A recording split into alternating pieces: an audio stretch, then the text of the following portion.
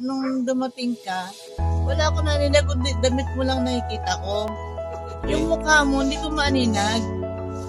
Nung napatakan mo bali 2 times, naninag ko na yung mukha mo. Mga halos wala pa yatang 5 minutes, 10 minutes. Oo.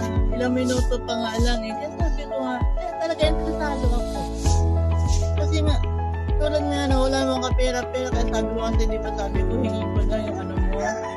Talaga kasi wala akong kapera-pera, gusto ko lang talaga maano yung mukha ko. Ang laki na improvement na talaga naninag ko na yung mukha mo, promise. Walang halong biro. Alam nila yan na malabo ang mata ko dito. Alam nila lahat dito na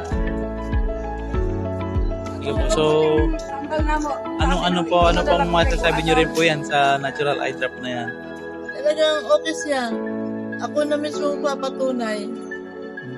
O sa 2 beses mo napataka ng mata ko, laki ng naninag ko yung mukha mo. Ito mga kasama ko, hindi ko naninag ang mukha niyan. Alam nila yan. O ngayon, nakikita ko na pati po ni Nida. Kita ko na kung gaano kaiksinin mo. Hindi ko na yan. Ayan, ituloy-tuloy nyo lang po yung pagpatak po niyan. Baka mamaya-maya lang po. Salamat talaga. Kasabi ko sa inyo kanina, hingin ko na lang. Give away mo na lang sa akin. Talagang ako. Salamat dito. Salamat naman yung kapatid ko eh. Okay lang, at least natulungan po natin si nanay. Anong pangalan niyo po, nanay? Juliet. Nanay Juliet. First time lang po na-meet si nanay Juliet. Wala pa pong 10 minutes. Napatakan po natin ng 2 beses ng ating natural eye drop. Pakita niyo nga po yung natural eye drop natin, nanay Juliet. Ayan.